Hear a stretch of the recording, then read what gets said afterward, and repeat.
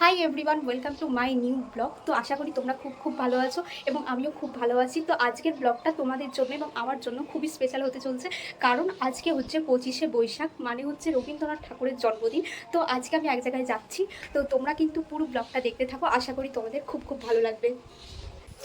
তো আজকে আমি যেখানে যাচ্ছি সেখানে একটা স্কুল বলতে পারো। সেখানে এমন সংখ্যক বাচ্চা আছে যাদের গার্জেন বলে কিছু নেই, তাদের দায়িত্ব নেওয়ার জন্য লোক নেই। তাদেরকে আমরা দায়িত্ব নিই এবং হচ্ছে সমস্ত কিছুটা তাদের খাওয়া থেকে পড়া থেকে সমস্ত জেট তাদের এখানেই করানো হয়।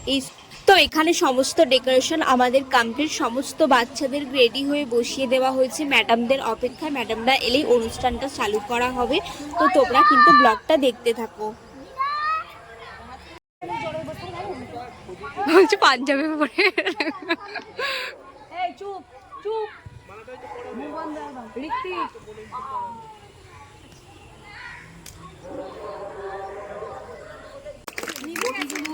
আমরা কবিগুরুর নাম সকলেই জানি।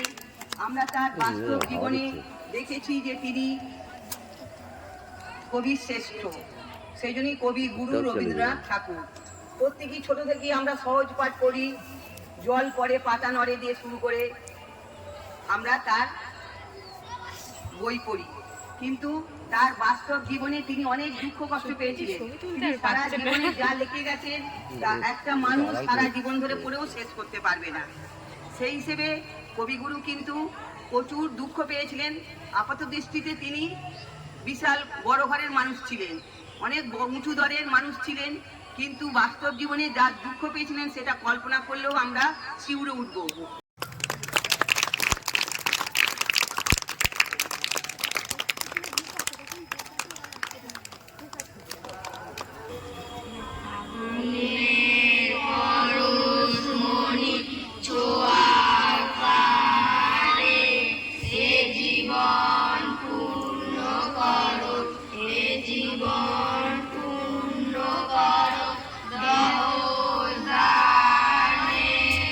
ত্রুটিগুলো না হয় আর ভালো করে করবে।